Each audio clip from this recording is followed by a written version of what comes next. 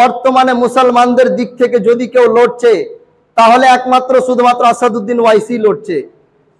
কিছুদিন আজ থেকে প্রায় 8 থেকে 9 মাস পূর্বে মুফতি সালমান আজহারিকে জেলের মধ্যে ভরে দেওয়া হয়েছে, এখন পর্যন্ত বার করা হয়নি।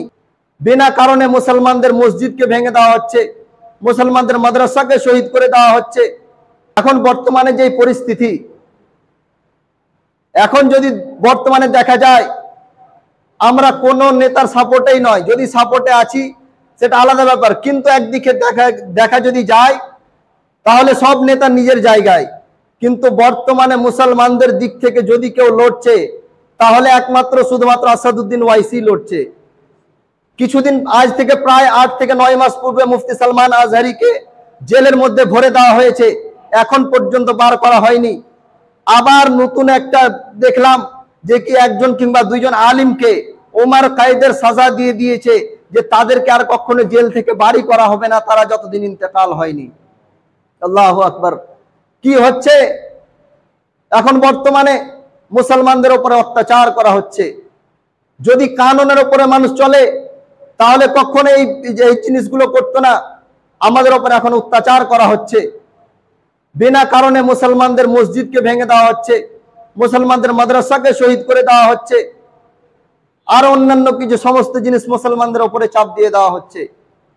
তো ভাই আমার, আমাদের সকলকে চেষ্টা করতে হবে কানুনের উপরে থেকে, কানুনের দায়রাতে থেকে, কানুনের বাইরে নয়, কানুনের দায়রাতে থেকে আমরা যতটুকু পারবো এগুলোর খেলাফে আমাদেরকে প্রোটেস্ট নিশ্চয় করা উচিত।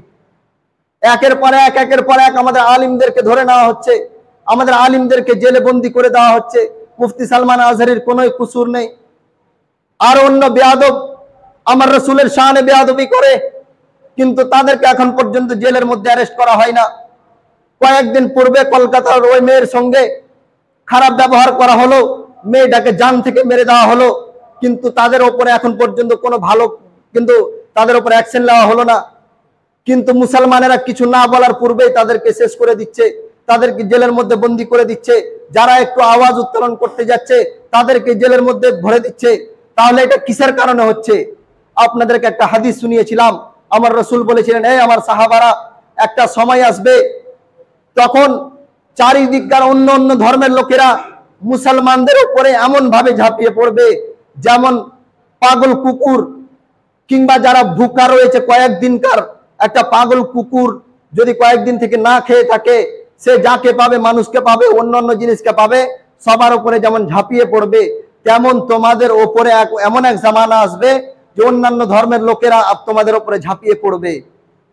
তো সাহাবায়ে কেরামরা বললেন, ইয়া রাসূলুল্লাহ, সেই সময়ে কি মুসলমান কম হবে? তো নবী আমার বলছেন যে না, সেই সময় মুসলমান কম হবে না, বরং তো মুসলমান অনেক হবে, কিন্তু তাদের জজবা এমন হবে যেমন সমুদ্রের ঝাঁক কিছুক্ষণের জন্য আসে আবার কয়েক সেকেন্ডের মধ্যে শেষ হয়ে যায়, তেমন মুসলমানদের জজবা কয়েক সেকেন্ডের মধ্যে দাঁড়াবে, উঠবে, আবার ওই জজবাটা শেষ হয়ে যাবে। তাহলে ব্রাদার, আজকে আমরা সুন্নি, ওয়াহাবি, দেওবন্দি এটা ওটা নিয়ে মারপিট করতে আছি, কিন্তু যারা জুলুসের বিরুদ্ধে কথা বলে তাদেরকে বলবো, ভাই আপনি জুলুসের বিরুদ্ধে কথা না বলে যদি এই বেঈমানদের বিরুদ্ধে কথা বলেন তাহলে আমাদের মধ্যে ইনকিলাব আসবে। ভারতে মুসলমানদের যেটা ন্যায়, যেটা মুসলমানরা যেটা হক পাবে সেই হকটা দিলানো হবে। কিন্তু ব্রাদার, আমাদের মধ্যে কমি আছে যে আমি বলছি ও ওয়াহাবি, ও এটা, ও ওটা, আমাদের মাসলা মাসাইলে এটা আলাদা হতে পারে, কিন্তু তার জন্য জুলুসে মুহাম্মাদি করা যাবে না। এগুলো নিয়ে না আলোচনা করে মুসলমানদেরকে একটু জাগানোর চেষ্টা করুন যে আমাদের উপরে যে অত্যাচার করা হচ্ছে এটা আমাদের কানুনের কাছে আপিল করা উচিত যে আমাদের উপরে কেন অত্যাচার করা হচ্ছে, যেন এগুলো জিনিস আমাদের উপরে না হয়। আর যিনারা এখন পর্যন্ত ওয়াকফ বোর্ডের জন্য যে স্ক্যানারটা দেওয়া হয়েছে, যিনারা এখন পর্যন্ত করেননি ওই ইমেলটা করে দেবেন। যিনারা জানেন না, অনেকে জানেন, উনাদের কাছে একটু জেনে নেবেন। শুধুমাত্র স্ক্যান করে আপনাদেরকে একটা মেসেজ ইমেল করে দিতে হবে যে আমাদের ওয়াকফ বোর্ডের যে জায়গাগুলো আছে, আপনাদের বদরপাড়া সমাজের নামে অনেকটা জায়গা উম্মরপুরে আছে, তো এই যে জায়গাগুলো মসজিদ মাদ্রাসার জায়গা, যেগুলো আমাদের পরপুরুষরা, আমাদের বাপ দাদারা যে জায়গাগুলো দান করে গিয়েছিল, ওই জায়গাগুলো সরকার নিজের আয়ত্তে করার চেষ্টা করছে। তো পার্লামেন্টে একটা কথা হয়েছে যে যদি 50 লক্ষ মুসলমান এই ভোটটা দেয়, যে 50 লক্ষ মুসলমান যদি এই ইমেলটা করে, মেসেজটা করে, তাহলে কিন্তু আর সরকারের হাতে যাবে না, মুসলমানদের হাতেই থাকবে। তাই আপনাদেরকে বলবো, যিনারা এখন পর্যন্ত করেননি ওই স্ক্যানটা করবেন এবং ইমেল থেকে একটা মেসেজ করেন, বলেন ইনশাআল্লাহ। আর যিনাদেরকে পারবেন আপনারা সকলে করাবেন। আজকে কত তারিখ? আজকে লাস্ট ডেট। আজকের মধ্যে যতটা পারবেন আপনারা করাবেন।